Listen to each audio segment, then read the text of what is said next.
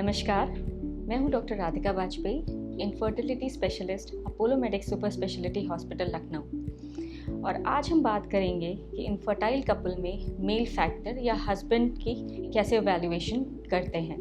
पहले तो आज जब आप अपने डॉक्टर से कंसल्ट करते हैं तो डॉक्टर आपकी एक डिटेल रिप्रोडक्टिव हिस्ट्री लेते हैं और फिर हस्बैंड को या मेल पार्टनर को एक सीमन एनालिसिस एडवाइस की जाती है। सीमन एनालिसिस में जो इंपॉर्टेंट सीमन पैरामीटर्स इवैल्यूएट किए जाते हैं वो होते हैं सीमन का वॉल्यूम, उसका पीएच, स्पर्म का नंबर और कंसंट्रेशन, स्पर्म की मोटिलिटी या गतिशीलता, या फिर बनावटी संरचना जिसे मॉर्फोलॉजी भी कहते हैं।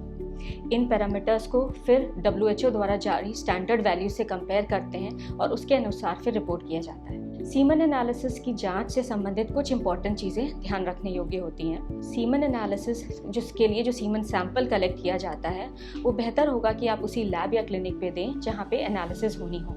बाहर से लाए हुए सैंपल में गड़बड़ी पाने की संभावना हो सकती है। सीमन सैंपल का कलेक्शन 2 से 5 दिन के एब्स्टिनेंस के बाद करना चाहिए। इसका कलेक्शन मैस्टरबेशन द्वारा किया जाता है और सैंपल एक स्टेराइल कंटेनर में कलेक्ट किया जाता है।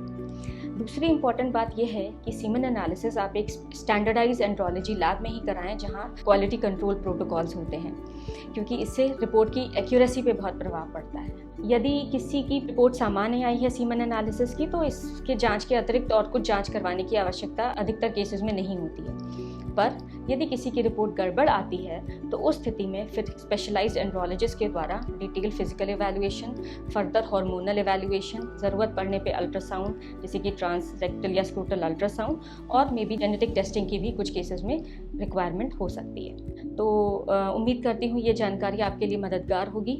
इससे संबंधित और जानकारी के लिए या फिर इनफर्टिलिटी से रिलेटेड किसी भी समस्या के लिए आप अपोलो मेडिक्स हॉस्पिटल के इनफर्टिलिटी और IVF यूनिट में संपर्क कर सकते हैं। धन्यवाद।